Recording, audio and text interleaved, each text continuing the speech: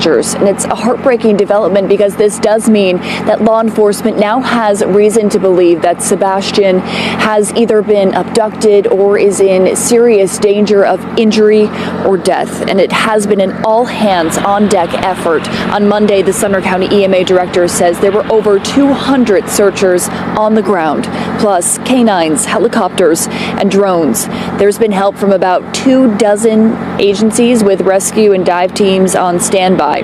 We're told nothing is off the table. They've even been playing his favorite song, Eye of the Tiger, along the search to try and soothe Sebastian. Now, they've been scouring a 5-mile radius in the beach and Shackle Island area. A reminder, Sebastian Rogers is described as 5'5", 120 pounds, dirty blonde hair, last seen wearing a black sweatsuit. We're told he does have autism, is drawn to small spaces, and is active at night. I've actually been allowed into some neighborhood Facebook pages, and we're following those and communicating with them.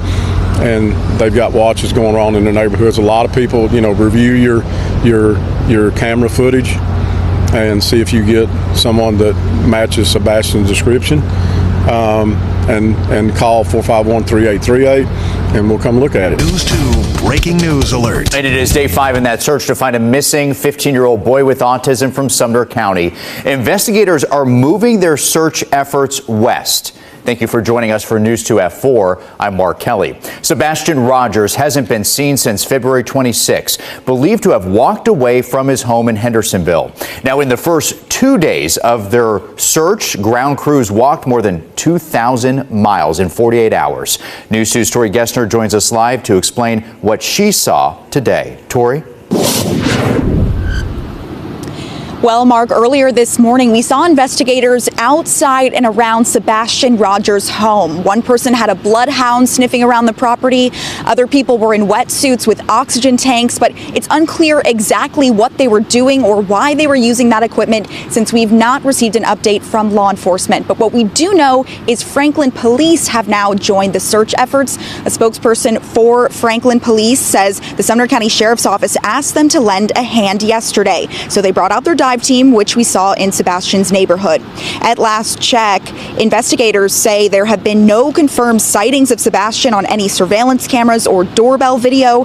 The Sumner County Sheriff and EMA director say a canine did get a scent track last night, but it led to nothing. Experts with Autism Tennessee say it's common for autistic children to wander away from their caregivers, either because they're trying to escape something like a sensory overload or they're going towards something they're drawn to. As far as the possibilities, we know with this particular individual, with Sebastian, that from his mom, he likes to hide. He likes confined spaces, which tells me that he might be someone who enjoys sensory input, tight hugs, weight blankets, things like that. It's just a way that his body, his nervous system calms down. And so it could be that he's looking for that same type of environment to help keep him calm in this situation. Of course, we don't know that for sure. But it leads me to think that could be a factor. Now, we've been told that Sebastian was drawn to water, so that's where investigators focused their efforts yesterday, even draining a pond that's east of Sebastian's home. But of course, it came up with no leads there. Investigators are still asking neighbors to search their property in pairs to make sure they don't see a single person and confuse it with Sebastian. Sebastian's family is asking for privacy, but investigators say they have been fully cooperative. Live in Hendersonville, Tori Gessner, News 2. Tori, thank you so much. And as the search for Sebastian continues into this weekend, we're going to continue our coverage, bringing you updates every hour here on News 2. Yesterday's search, there was still no sign of the autistic teenager. Brianna Hamlin joins us now from the command post out on Long Hollow Pike. So, Brianna, today is now the 7th day of the search for Sebastian. What are you hearing from authorities there? Well, I'm actually here with EMA Director, Sumner County EMA Director Ken Widener, to get a direct update on this search that's happening. And so, what is the plan for today? This has now been a week since we've last seen Sebastian Rogers. Yeah, we're starting day 7, and we've actually got search crews coming in. We've got a bus unloading right now. Yesterday we ran about 330 searchers on the ground. And we'll start that process again today and work through the day. We have a rough number of searchers today, but we'll have that final number at the end of the day, and we're just going to continue to work the search areas and expand that as we go. Is it still, I know the focus has been, around water. Has anywhere of where you guys have been looking changed at all? No, and the thing with water is several people that I've spoken to and from some case study, autistic people like water, they like streams. We actually had a young kid come in here Tuesday that wanted to tell us where Sebastian might be in regards to where he would like to go. So we talked to him, and he said, that he liked streams, he liked being behind buildings or in buildings and small places and things like that. We've had teams come in from East Tennessee, specialized search teams and cave rescue, and they're going in every cave that is marked or that we're aware of. And we searched under the ground in culverts. The city of Gallatin brought their camera truck out, and they hit all the culverts in the area, and we've cleared those. So we're just going to continue to expand and just keep pounding it out. And we know a lot of agencies are here from across the state working together on this. I mean, is that usual for a search like this, searching for a child? Yeah, that's pretty common, and we make requests, and we have people contact us and say, hey, we're available if you want us to come, and we vet that, and we pull the trigger on it. And the biggest thing, and there's a lot of concern about utilizing volunteer searchers, and we can't manage 1,000 volunteers. We can manage the trained search teams that we can track and we have communications with. So rest assured, we're doing everything we can do. We talk to mom and dad and stepdad every day, and we'll talk to them this morning and give them an update on what we're doing.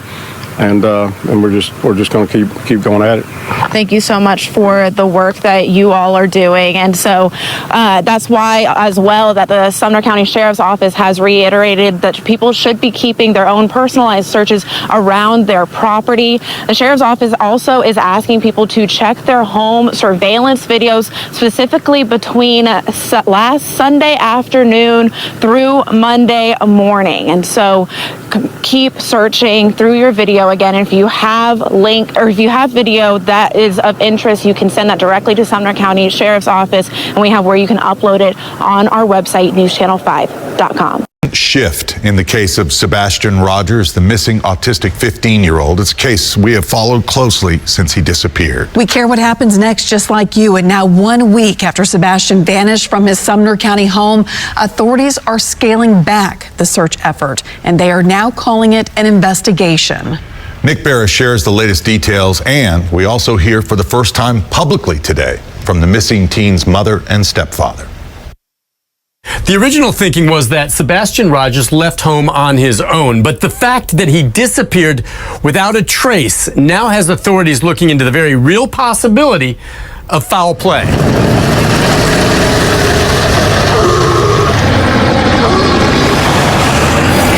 Consider 7 days of intense searching from the ground and air. Hundreds of officers and citizens, bloodhounds, and nothing. No security video of the teen and no trace of Sebastian. We're used to producing, and this is one of those cases that we haven't been able to produce yet. No one is giving up. Sebastian could still be alive somewhere, alone, hurt, lost, or trapped. The search effort will continue, but we're scaling it back a little bit. What exactly does that mean? Well, sources close to the case confirm authorities are now considering foul play and that this missing teen case could become a criminal investigation. Sebastian's mother and stepfather broke their silence, talking about how he disappeared from their home overnight a week ago Sunday.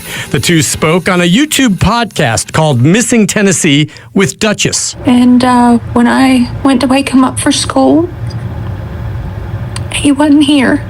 Between the hours of, 12 and 6,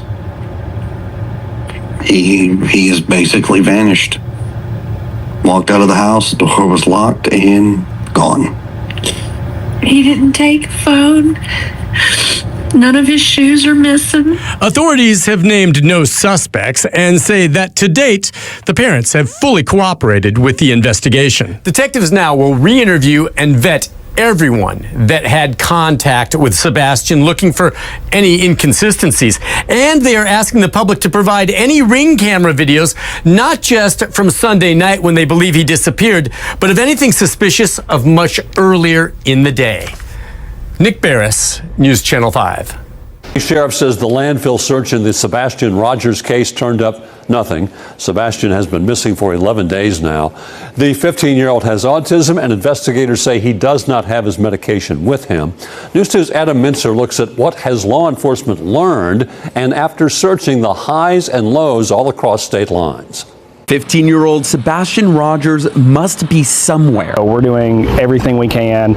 Every lead that we get, we're following. Now, after a week and a half, Sumner Sheriff Sonny Weatherford put out a statement saying, "While we had hoped for a different outcome, our commitment to finding Sebastian remains unwavering." The sheriff's office began the search on Monday, February 26. I couldn't recall off the top of my head when the last search like this was. Starting with a 2, then 5-mile radius search in the Shackle Island area. Law enforcement then expanded the radius exponentially. According to Sumner County officials, crews searched more than 2,000 miles on foot, went through Sebastian's home about 10 times, and deployed drones, helicopters, horses, search dogs, and dive teams. We absolutely obliterated covering the area where Sebastian could have walked off to. Chief Deputy Craddock repeating to reporters, "We're operating under the assumption that Sebastian walked off.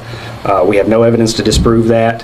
The family's been nothing but cooperative with law enforcement and our investigation." TBI released a statement on the family's behalf, responding to comments online wondering why the family hasn't said much publicly. We have been requested by the family to let local media know that they are not in a position to speak to or be available to the media at this time. After that statement, the parents spoke, telling a podcast host Sebastian doesn't have his phone with him, hasn't been talking to anyone online, and doesn't have social media. A little later in the evening, I myself went to bed, and when I went to wake him up for school, he wasn't here.